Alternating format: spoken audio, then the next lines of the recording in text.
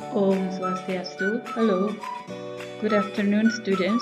Welcome to another video for English class for architecture student in Science and Technology Faculty of Ngurah Rai University.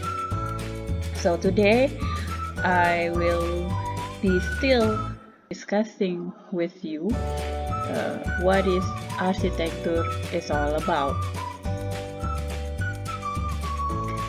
The definition of architecture, you can find it everywhere about what is architecture. One of them is being told that architecture is both the process and product of planning, designing, and also construction at the same time. Architecture, for another definition, is also considered as an art and science of design and erecting building and other physical structures, not only building. You can design monuments.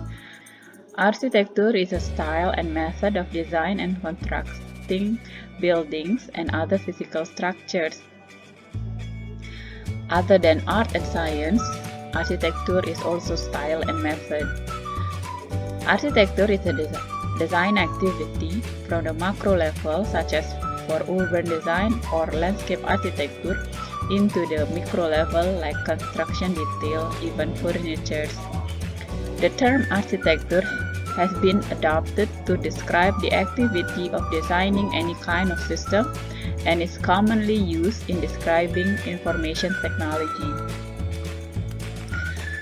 There are many elements of architecture design I also already introduced to you last week. So the first is space. Space is an area provided for a particular purpose. Number 2 is line. Line is a basic component of shape and represent the continuous movement of a point along a surface. The third element is color. Color is seen either by the way light reflects the surface or in colored light sources. There are primary colors, secondary colors, and tertiary colors, as you can see in the image on your right slide. Complementary colors are colors that are opposite to each other on the color wheel. Complementary colors are used to create contrast. There are analogous colors also. It is a color that are found side by side on the color wheel. These colors can be used to create a harmony. Other than that is monochromatic colors. It is tints and shades of one color only. Monochromatic colors are a group of colors that consist red, yellow, and orange. Cool color are a group of colors that consist of purple, greens, and blues. And color, and particularly contrasting color, is also used to draw the attention to a particular part of the image. So color is holding a very important position for you to describe, to make your audience more attractive to one side of the image than the other. So there are primary colors, and then we have intermediate colors, and we have complementary colors. The color will create color harmonies. And the fourth element is shape. Shape is defined as an area that stands out from the space next to it due to a defined or implied boundary, or because of difference of value, color, or texture. Natural objects such as trees form natural shapes. Man-made shapes form geometric shapes. So natural create natural shapes, and man-made shapes create geometric shapes. In the landscape, natural shapes will be contrasting with geometric shapes, and such as in the houses. You already learned about geometric shapes before, and we also know about geometric shapes from the natural. The fifth element is texture. Texture is perceived surface quality. In art, there are two types of texture. It is tactile and implied texture. Tactile texture or real texture is the way of surface of an object actual feel. Example for this is include sandpaper, cotton balls, tree bark, poppy fur, and so on. So when you touch it, when you see the texture, you can almost immediately feel the surface object actually feel. And then the second texture is implied texture. It is the way of a surface of an object looks like it feels. The texture may look rough, smooth, granular, and so on, but cannot actually be felt the same way. The sixth element is form. Form represents any three-dimensional object. Form can be measured from top to bottom. It is a height, side to side is a width, and back to front in depth. There are two types of form, geometric and natural, just like it in shapes. Form may be enhanced by tone, texture, and even color. The seventh element is value. Value refers to the relationship between light and dark on a surface or an object. It gives objects depth and perception. Value is also known as tone. So this is the seven element of art that you will be used in architecture. Some of them we already discussed, such as lines, shape, form, space, texture, value, and color. We also have 9 principles of design. The first is unity. Unity is the sense that everything in a piece belongs there, achieved through design harmony, repetition, and balance. The second is contrast. Contrast occurrence of different elements such as color, value, size, and so on. How you can achieve the contrast by also doing unity is very difficult, but you can learn it in architecture. Number 3 is repetition. It is a rhythm, pattern, and recurrence. Number 4 is variety or alternation. And number 5 is emphasis. It is the dominance of or focal points. Number 6 is balance. It is a placing of the elements, how you can place the element with different colors, with different size, and so on. The 7th is proportion or scale. Number 8 is pattern or functionality, and number 9 is proximity. So we have also have the design process in architecture.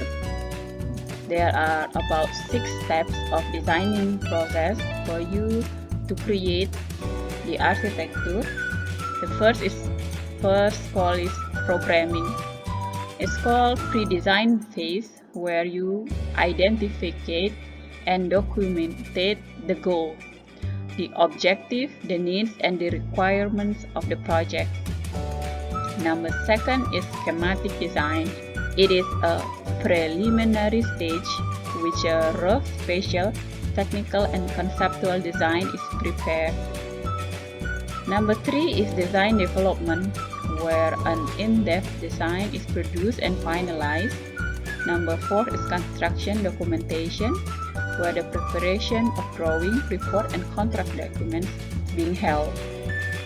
Number 5 process or step is the implementation or contract administration. It involves site visit and development of progress reports. Site visit also can be done even from the first process. You should not wait until the 5th step or the 5th process to do site visit. In fact, you should do a site visit before you doing anything for the design process. Number 6 is revising construction and installation, and we can call it feedback. And then we can do the production project step. So there are many terms of architectural history. There are many phases of architectural history. And each of these phases create architectural styles also. So architectural style is originally based on the year or the period of time where the style is created. We have the pyramid, we have the Athens, we have the Byzantium period, and then we have the Renaissance period of architecture. We have the modern, we have the postmodern period, and so on. There are many architectural design that is created style architecture. Like for instance, 1000 to 3000 before Christ, we have stone architecture. The style of the architecture is based on stacking the stones in the open field just to help them find solace, protecting them from weather or from animals, dangerous animals. And then we have 3000 before Christ and 300 after Dominos. The Parthenon architecture, and then in the same period we have the Egyptian architectural also. The 300 centuries to 1300 centuries, we have castle architecture style, and Europe also medieval architecture. This is one from 1300 centuries for 15th centuries, Renaissance architecture, and then Baroque architecture. Yeah, this is the Baroque style in the 16th century. The detail is very important in this time of architecture style, where they carve ornament, unique style that cannot be replicated in elsewhere, and architecture is only used for specific family only, and not everyone can afford to have this kind of luxury in their home at that time. Then we have the modern architecture in the United States of America. The examples like this. This is kind of the style that is built in the 70th and 18th century. And then we have the first high-rise building, where they can finally find other way to make a modern building have more level, storage, and so on. And then the modern with Miss van der Rohe's movement, less is more, and the details is in the devil. And then we have postmodern area, like for instance this many building that represent the style, and then we have the constructive modern architecture like this one, where the form of building is irregularly, is different, is not common. It's considered as the new architectural style.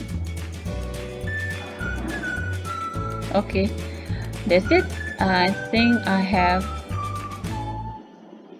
discussed more about architecture, more about its element, more about its definition, more about its principle and the architectural style. And I hope you enjoy my video like I do, and I'll see you again next week. Please do not forget to send out your thoughts and excitement so that uh, you can be collected it before the mid-terms tasks. And for next week it's a middle term exam, and the exam will be conducted with writing and some of videos also, so I can understand your speaking ability in English. And then I will do it all by online. I'll see you again next week. Thank you. Om Santi Santi Santi Om.